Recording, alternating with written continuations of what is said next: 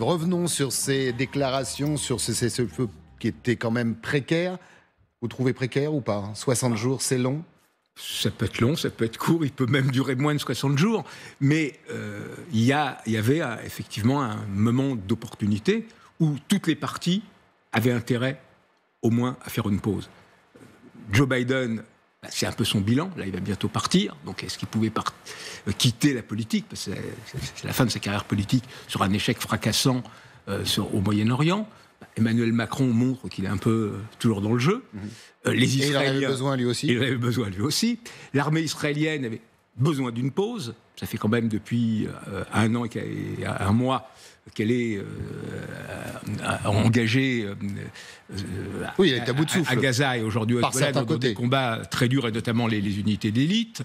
Le Hezbollah, il a été quand même en grande partie au niveau de ses structures militaires démantelées. 60 à 80% de ses missiles ont été détruits. Hassan Nasrallah, son leader charismatique, et tous les hauts cadres ont été éliminés. Donc eux aussi avaient intérêt. Et le Liban, c'est quand même sa dernière chance de montrer qu'il existe encore. Il faut faire vite pour sauver le Liban. Et je terminerai là-dessus. Maintenant, la vraie question, et c'est la plus complexe, ça va être celle de sa mise en œuvre. Parce qu'on est revenu dans le cadre de ce qui était en 2006, après la dernière incursion israélienne au Liban, de la résolution 1701 qui prévoit le retrait du Hezbollah et le retour de l'armée libanaise et le désarmement de cette zone. C'est ce qui a été demandé. Voilà. Est-ce que cette fois-ci, ça marchera ? Jusqu'ici, ça n'avait pas marché. On va retrouver Nicolas Rouget, qui se trouve à Haïfa. Bonjour, Nicolas. Est-ce que cette trêve a été bien accueillie en Israël ? Il y avait, on le sait, même hier dans les rues des grandes villes israéliennes, les pour et les contre également. Oui, tout à fait. Alors évidemment, la majorité des Israéliens regarderont ça avec un certain soulagement. C'est la fin des alertes à la roquette. C'est peut-être le retour des réservistes à la maison. Évidemment, il y a encore plusieurs centaines de milliers d'Israéliens sous les drapeaux.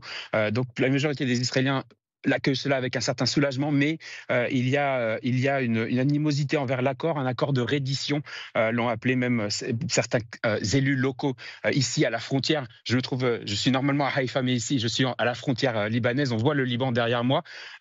C'est un accord de reddition pour eux parce qu'ils n'ont pas, ils considèrent qu'ils ont beaucoup sacrifié cette dernière année, mais on n'a pas éradiqué le Hezbollah, on ne s'est pas débarrassé de cette menace. Évidemment, ici, tout le monde craint le fait qu'il pourrait y avoir un deuxième 7 octobre qui viendrait à la frontière nord du Hezbollah. Ce risque n'est pas terminé. Alors, l'armée israélienne dit qu'elle répliquera avec détermination contre toutes les violations du cessez-le-feu. On a entendu, il y a encore quelques dizaines de minutes, des tirs d'artillerie juste derrière moi vers des suspects. Les Israéliens qui disent que quiconque s'approche de ces forces pourrait être considéré suspect et donc pourrait être une cible potentielle de ces forces. Et ce sont des actions isolées. Cela ne brise pas ce cessez-le-feu. On est encore dans un moment de flottement, évidemment, dans ces premières heures.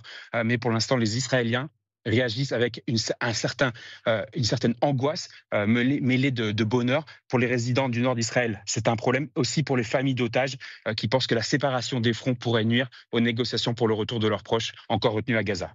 Merci beaucoup Nicolas Rouget, on y reviendra bien évidemment parce que Benyamin Netanyahou a lancé un message en direction d'un autre groupe terroriste, le Hamas d'ailleurs, qui ce matin appelle à un cessez-le-feu, voudrait profiter de la situation. On le sent en entendant nos envoyés spéciaux, Erim Abbassi, que tout cela est bien fragile, que ce soit le Hezbollah ou Israël ont un intérêt à une pause. Mais les intérêts divergent et la pause peut être plus ou moins longue en fonction des capacités des uns et des autres. Tout à fait. Quand on a écouté hier le discours de M. Netanyahou quand il a annoncé la trêve, bien sûr, il a expliqué que cette trêve, c'est pour laisser pour que tous ces dizaines de milliers d'Israéliens déplacés de villes et de villages du nord d'Israël qu'ils pourront retourner chez eux, mais il ne les a pas appelés. Tous ces milliers de personnes de retourner tout de suite. C'est trop risqué. Voilà, c'est trop risqué. On n'est pas encore là et on n'a pas du tout. Il n'y avait pas du tout un mouvement. Il n'y avait pas de bouchons. En fait, les gens ils sont pas du tout en train de retourner. C'était pas par hasard qu'après, tout de suite après cette déclaration de M. Netanyahou hier soir, qu'est-ce qu'il a fait? La première chose après la déclaration, il avait rendez-vous avec, et Nicolas Rouget a bien expliqué, avec tous les maires de ces villes et villages du nord d'Israël qui opposent en fait, cet accord qui ne croient pas. Parce qu'ils disent, la résolution de l'ONU 1701, on l'a depuis 2006, ça n'a pas marché. Qu'est-ce qui nous dit que ça va marcher cette fois-ci? Donc il y a beaucoup de craintes. Après, il y a aussi la question de Hezbollah. Et là, Marc Semo a bien expliqué que cette organisation terroriste est extrêmement affaiblie en ce moment. Premièrement, d'abord, parce qu'il n'y a pas Hassan Nasrallah, il n'y a pas tous les cadres en fait, des dirigeants n'existent plus. Et là, on pose la question, mais c'est qui va donner l'ordre à tous les militants de Hezbollah d'arrêter tous les tirs voilà. L'Iran, peut-être oui. L'Iran qui a réagi, qui a dit que c'était un bon processus, mais bien évidemment qui a de nouveau attaqué, je cite, l'État sioniste.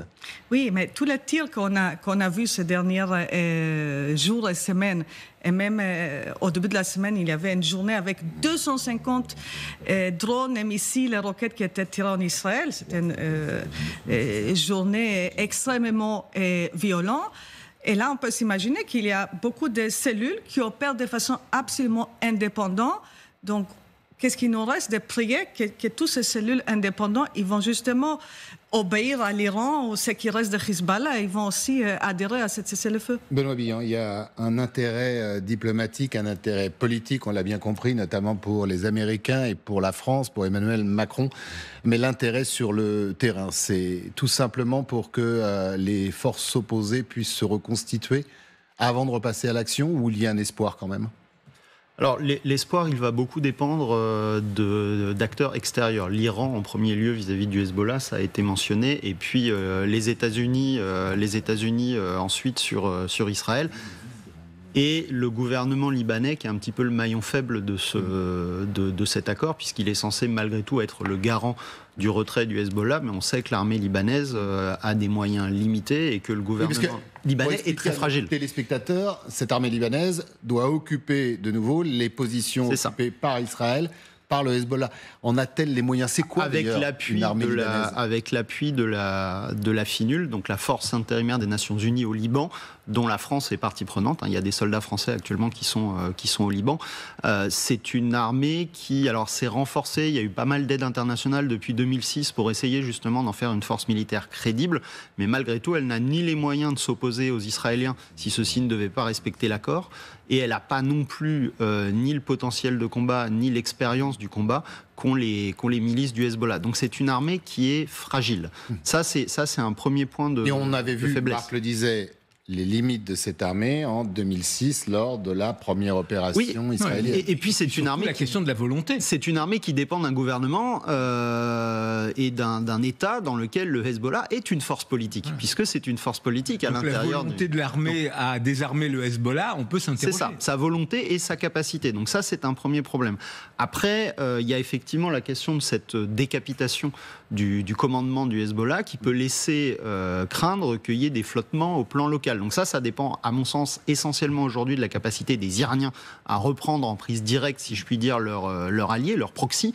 Et dernier paramètre, la politique intérieure israélienne. Parce que là, finalement, Netanyahou avait promis qu'il permettrait le retour des Israéliens dans le nord d'Israël. Est-ce que ce sera suivi des faits? Et est-ce que s'il y a des accros, la tentation ne va pas être de refrapper? Donc pour l'instant, tout le monde est épuisé. Donc c'est une suspension d'armes. Est-ce qu'elle est durable?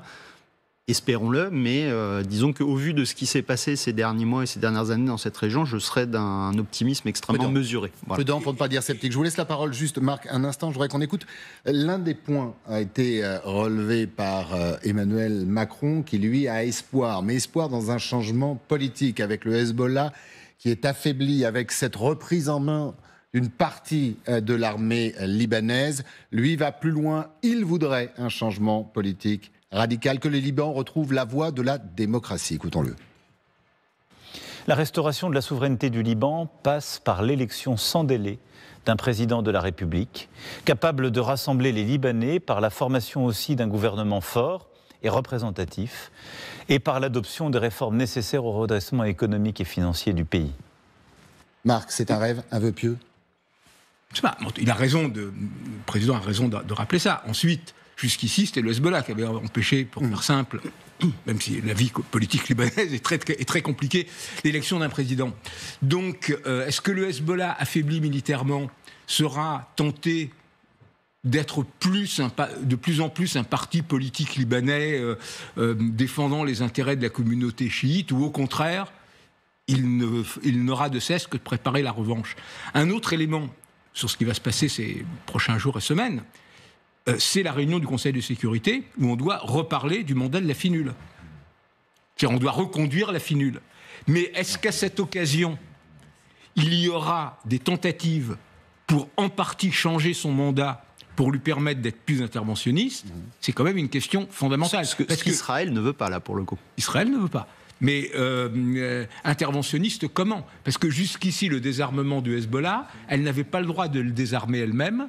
Elle aidait l'armée libanaise pour le faire. Donc l'armée libanaise, globalement, ne le voulait pas, ne le pouvait pas. La FINUL était là à compter les points, etc. Donc aujourd'hui, qu'est-ce qu'on peut faire pour que ces deux éléments qui sont clés pour la mise en œuvre, qui sont les pouvoirs de la FINUL et l'armée libanaise, soit renforcée. Rime avait s'il y a un autre front également, et ça, Benyamin Netanyahou l'a bien dit, la guerre contre le terrorisme, la guerre contre le Hamas continue. Le Hamas au raccro qui essaye, lui, de prôner pour un cessez-le-feu. Il n'y a pas eu de retour du côté du gouvernement Netanyahou, on peut s'en douter, bien évidemment. C'est l'autre front que veut ouvrir Netanyahou, continuer cette guerre contre le Hamas, c'est profiter là aussi qu'il y ait une paix ou une trêve relative avec le Hezbollah pour mettre la pression. Justement, vous avez évoqué les deux scénarios possibles. Bien sûr, d'abord, il y a les scénarios, c'est que M. Biden, M. Macron, la communauté internationale espère que cette momentum, cette réussite d'arriver à un accord avec les Liban, justement, ça va créer une sorte d'énergie, ça va mettre la pression aussi sur Hamas, parce que là, le Hamas se trouve seul, entre guillemets, contre Israël. Il n'y a plus le front nord, que ça va ouvrir une sorte d'occasion pour relancer les négociations. Ça, c'est un scénario, le scénario positif, où on voit cet accord avec les Hezbollah menant à le renouvellement des négociations avec Hamas. Le scénario, bien sûr, est moins positif. On connaît très bien toutes les forces d'extrême droite au sein du gouvernement de Netanyahou.